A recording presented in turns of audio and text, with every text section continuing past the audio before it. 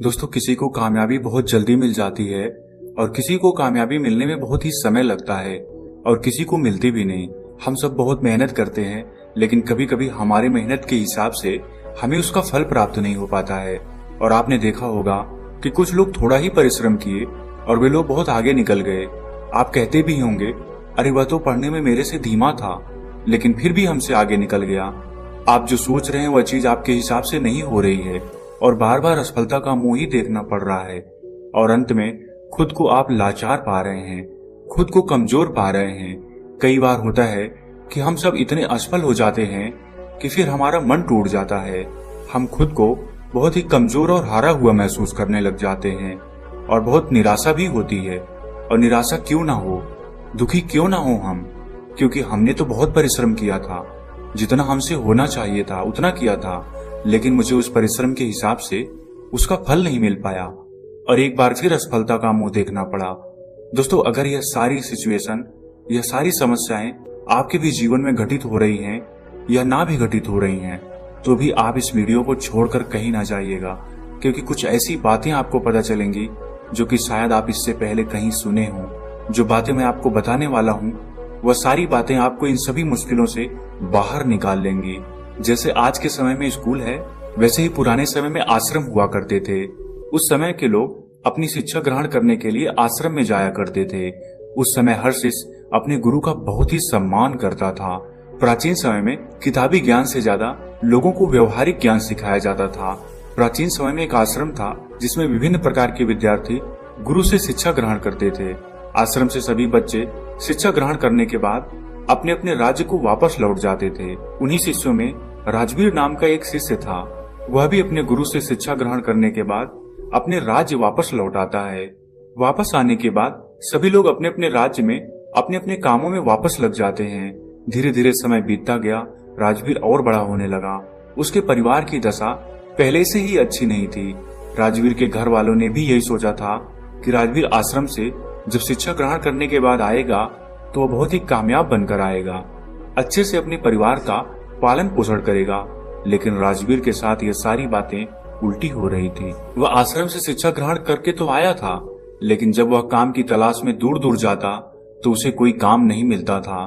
छोटी छोटी चीजों में वह असफल हो जाया करता था। राजवीर एक बार एक राजा के यहाँ गया हुआ था, क्योंकि राजा अपनी सेना में नए सैनिकों को भर्ती कर रहा था। राजवीर भी राजा की सेना में भर्ती होने के लिए राजा के महल पहुंच जाता है। राजवीर जब राजा के अधिकारियों के सम्मुख प्रस्तुत होता है अपनी योग्यता को साबित करने के लिए, तो उसके हाथ पैर कांपने लगते हैं। यह देख राजा के अधिकारी उसे बाहर कर देते हैं। उससे कहते हैं कि तुम राजा की सेना में भर्ती होने लायक नहीं हो अभी।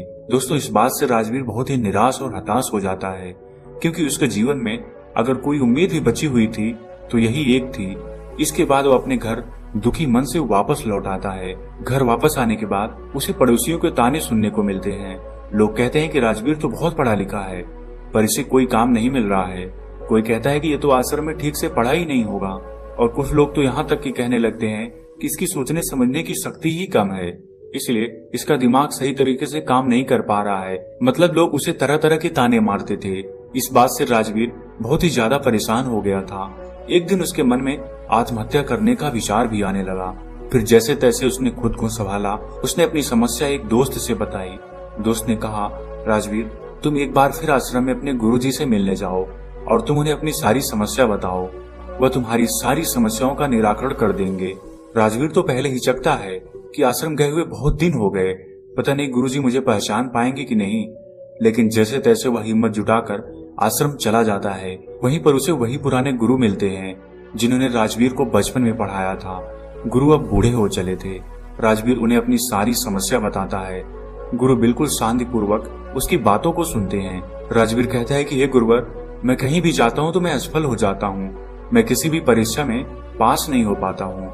मैं अपना अध्ययन भी बहुत ही अच्छे तरीके से किया था, फिर भी मैं असफल होता जा रहा हूँ, खुद को लाचार पा रहा हूँ। हमारे दिमाग में तमाम तरह के नकारात्मक विचार जन्म ले रहे हैं। गुरु कहते हैं कि राजवीर, मैं तुम्हें एक कहानी के माध्यम से तुम्हारी सारी समस्याओं को दूर कर दूंगा, उसे तुम ध्यान पूर्वक सुनना। गुरु कहते हैं कि एक चरवाहा जंगल में बकरियां चराया करता था। बकरी चराते चराते वह जंगल में इतना आगे निकल गया कि उसे शेर का एक छोटा बच्चा मिला। उसने अभी आंखें भी नहीं खोली थी। छोटा बच्चा सबको प्यारा लगता है, यह जानते हुए भी कि यह शेर का बच्चा है। उस चरवाहे ने उस शेर के बच्चे को उठा लिया और भेड़ों का दूध पिलाने लगा। वह बच्चा धीरे धीरे बढ़ने लगा, भेड़ों के बच्चों के साथ खेलता, भेड़ों के साथ ही घास खाता, भेड़ों की तरह ही बोलता, अपने आप को भेड़ ही समझता था। अब बच्चा बड़ा हो गया था। एक रोज किसी दूसरे शेर ने भेड़ों के झुंड पर हमला कर दिया। सभी भेड़ें दौड़ने लगी। शेर के उस बच्चे ने भी डरते कांपते भेड़ों की तरह भेड़ों की झुंड की तरफ भागने लगा। वह बड़ा हो गया था, लेकिन फिर भी भेड़ों के साथ ही भागा जा रहा था। दौड़ते हुए शेर के बच्चे को, जो कि अब बड़ा हो गया था, उस हमलावर शेर ने देख लिया। उसे इस तरह भागते हुए देख हमलावर शेर को बड़ा ही आश्चर्य हुआ। उसने भेड़ों की ओर से अपना ध्यान हटाया और उस शेर के बच्चे को ही पकड़ लिया और उसे समझाने लगा कि तू क्यों डरता है, तू तो खुद शेर है। दूसरा शेर जो भेड़ों के झुंड से भाग रहा था, वह कहता है कि शेर तो जंगल का राजा होता है, उसकी दहाड़ से सभी जानवर कांपते हैं। मैं घास खाने वाले इतना शक्तिशाली शेर नहीं हो सकता। हमलावर शेर ने उसे पकड़कर एक कुएं के पास ले गया। कुएं के अंदर उसे उसका चेहरा दिखाकर कहता है, देख, तेरा चेहरा मेरे जैसा ही है, तेरे पंजे भी मेरे जैसे ही हैं, इसलिए तू भेड़ नहीं है, तू शेर है। दूसरा शेर कहने लगा, ठीक है, मेरा चेहरा तेरे जैसा ही है, मगर तू तो बहुत शक्तिशाली है, मेरी आवाज से तो कोई डरता भी नहीं।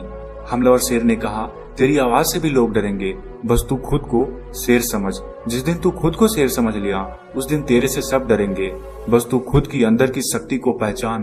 तुझे महसूस करना होगा कि मैं भी एक शेर हूँ, मेरे पास भी ताकत है, मैं भी जंगल का राजा बन सकता हूँ। जिस दिन तेरे मन में यह विचार आ गया, उसी दिन तू किसी से नहीं डरेगा।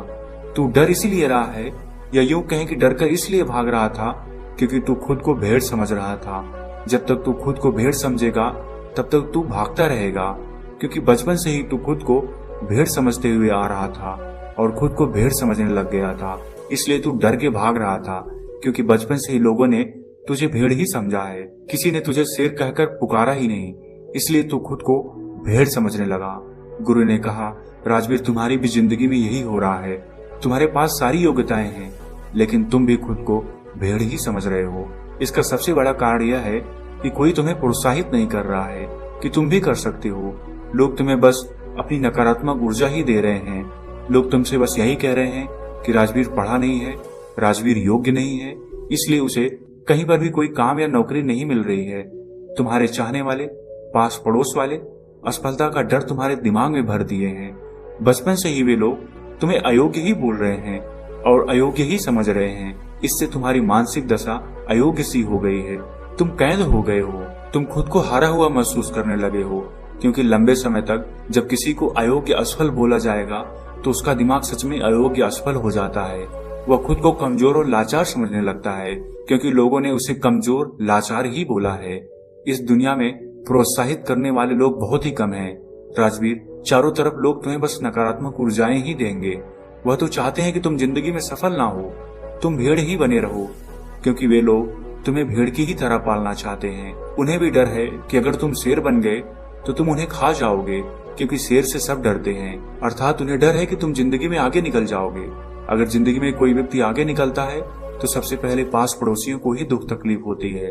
सफल होने से पहले तुम खुद को अपने अंदर बदलाव लाओ, खुद को शेर की तरह समझने का प्रयास करो। जिस दिन तुम खुद को शेर और योग्य समझने लगे, तुम्हें खुद पर भरोसा हो जाएगा, तो तुम खुद ही सफल हो जाओगे। गुरु कहते हैं कि राजवीर, अगर किसी बच्चे को बचपन से ही बोला जाएगा कि तू कुछ नहीं कर सकता, तू असफल हो जाएगा, तू गधा है, पढ़ाई भी सही से नहीं कर रहा है, तो जिंदगी में वह कुछ नहीं कर पाएगा।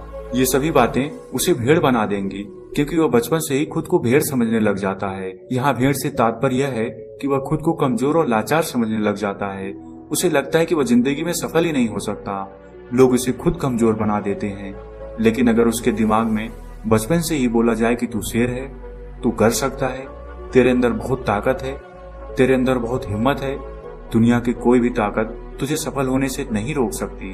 अगर बचपन से यह सब विचार उसके दिमाग में डाल दिए जाएं, तो वास्तव में उसे सफल होने से कोई नहीं रोक सकता, क्योंकि उसके दिमाग में बस गया है कि वह सफल हो जाएगा। उसके दिमाग में यह सभी बातें बैठ जाती हैं, तो फिर यह ब्रह्मांड खुद उसे सफल बनाता है।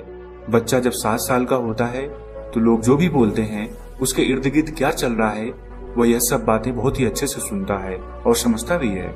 गुरु कहते हैं कि अगर उस 7 साल के बच्चे के अंदर अच्छे विचार, अच्छी सोच और उसके बारे में अच्छा बोला जाए, उससे अच्छा कहा जाए कि तू सब कुछ कर सकता है, तेरे में बहुत हिम्मत है, और सभी सकारात्मक विचार उसके दिमाग में डाल दिए जाएं, तो उसके दिमाग की क्षमता बढ़ने लगती है, उसकी सोचने समझने की शक्ति बढ़ने लगती है, और ऐसे बच्चे आगे चलकर अपने जीवन में जरूर सफल होते हैं। कोई भी बच्चा कितना भी गधा क्यों ना हो, हमें उसे कभी भी गधा या कमजोर नहीं बोलना चाहिए। जब हम किसी बच्चे को कमजोर या लाचार बोलते हैं तो वह सच में खुद को कमजोर और लाचार समझने लग जाता है। वह समझने लगता है कि वह सच में कमजोर है। उसका दिमाग खुद को कमजोर समझने लगता है। उसे लगता है कि वास्तव में वह कुछ नहीं कर सकता, क्योंकि बचपन से उसे बोला जा रहा है कि तू यह है, तू वह है, तू यह नहीं कर सकता, तू वह नहीं कर सकता। तो यह तमाम विचार उसके दिमाग में बैठ जाता है। तो इस विचार से वह जिंदगी में कुछ आगे सोच नहीं पाएगा, वह भेड़ ही बन जाएगा। लेकिन वहीं पर अगर उसके दिमाग में बचपन से ही अच्छे विचार डाले जाएं, अच्छी सोच पैदा की जाए, तो आगे चलकर वह एक सकारात्मक ऊर्जा के साथ आगे बढ़ेगा। जब कोई व्यक्ति सकारात्मक ऊर्जा के साथ आगे बढ़ता है तो उसके जीवन में आने वाली सारी बाधाएं खुद ब खुद दूर हो जाती हैं। राजवीर, बचपन से तुम्हारे साथ भी यही हो रहा है। बचपन से लोग तुम्हारे दिमाग में यही सब नकारात्मक विचार भर दिए हैं, जिससे कि बड़े होकर भी तुम यही सब सोच रहे हो। तुम बिना डरे हुए खुद को सकारात्मक ऊर्जाओं से पहले भरो। जब तुम खुद को सकारात्मक ऊर्जाओं से भर दोगे तो फिर तुम अपने आप सफल हो जाओगे। सफलता के द्वार तुम्हारे लिए खुलने लगेंगे। गुरु कहते हैं कि कहीं पर जाने से, कुछ भी करने से पहले अपने मन को सकारात्मक ऊर्जाओं से भरो। तुम्हें असफलता या नकारात्मक विचारों पर ध्यान ही नहीं देना है, तुम्हें बस खुद को सकारात्मक ऊर्जाओं से भरना है। तुम प्रतिदिन जब सुबह उठो और रात को जब सोने जाओ, तब महसूस करो कि हम भी कर सकते हैं, हम असफल नहीं होंगे, हमारे अंदर भी ताकत है, हमारे अंदर भी हिम्मत है। खुद को सकारात्मक ऊर्जाओं से भरते रहो। इसके बाद धीरे धीरे तुम खुद को महसूस करने लगोगे कि तुम्हारे लिए सफलता के द्वार खुलने लगे हैं। गुरु आगे कहते हैं कि राजवीर, तुम यह काम आज से ही शुरू कर दो। अगर तुम यह काम आज से शुरू कर देते हो तो तुम्हें बहुत ही जल्द इसका प्रभाव देखने को मिलेगा। इतना कहकर गुरु शांत हो गए। राजवीर अपने गुरु को दंडवत प्रणाम करते हुए एक सकारात्मक ऊर्जा के साथ आश्रम से वापस अपने घर आ जाता है। 2 महीने के अभ्यास के साथ सबसे पहले वह अपने अंदर के डर को समाप्त करता है, खुद को सकारात्मक ऊर्जाओं से भरता है। ऐसे ही एक दिन राजा के सैनिक उसके गांव आते हैं और बोलते हैं कि राजा की सेना में कुछ नए सैनिकों की जरूरत है। इसके लिए जो राजा की सेना में भर्ती होना चाहता है, सैनिक बनना चाहता है, वह ठीक 5 दिन बाद राजा की सेना में भर्ती होने के लिए महल आकर अपनी योग्यता का प्रमाण देकर सेना में भर्ती हो सकता है। ठीक 5 दिन बाद कड़ी मेहनत के बाद राजवीर अपनी योग्यता का प्रमाण देने के लिए राजा के राजमहल पहुंच जाता है। राजा के सैनिक इस बार उसे देखते हैं तो उसमें एक अलग प्रतिभा, सकारात्मक ऊर्जा दिख रही थी।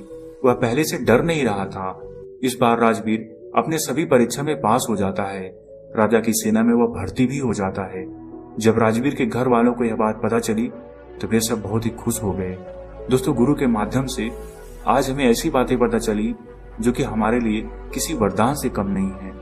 दोस्तों, उम्मीद है इस वीडियो से आपको बहुत कुछ सीखने को मिला होगा, और अगर आप पहली बार हैं तो हमसे जुड़ने के लिए इस चैनल को सब्सक्राइब करना मत भूलिएगा। मिलते हैं अगली वीडियो में कुछ नए विचारों के साथ।